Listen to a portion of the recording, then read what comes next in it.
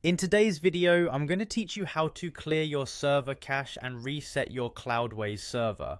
First, we're going to start by navigating to the Cloudways website. You can do this by going to their Managed Cloud Hosting Platform Simplified page, which you can easily find with a quick web search. Once you're on the Cloudways homepage, look for the Login option. It's typically located at the top right corner of the page. Click on it to proceed.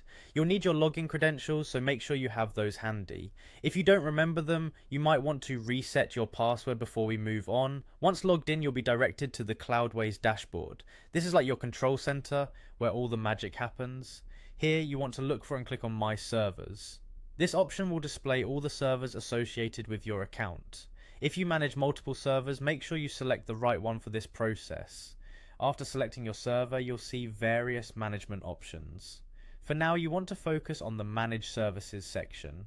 Click on it and you'll see a list of different server services that are running. From this list, find and select Varnish. Varnish is a caching mechanism that helps speed up the delivery of your website, and sometimes clearing it is necessary to solve performance issues or see the changes you made to your website immediately. With Varnish selected, the option to purge should now be available. Clicking on the purge button will clear the Varnish cache on your server. It's like hitting the reset button on your web page content delivery, ensuring that any outdated elements are refreshed. This is a crucial step when changes made to your website are not reflecting online as quickly as you'd like.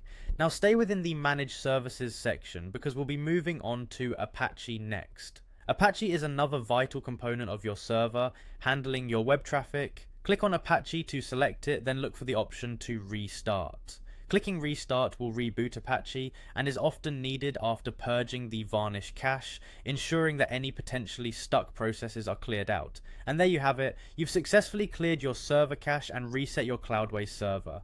These steps should help you maintain good server health and ensure that your users are seeing the latest version of your site.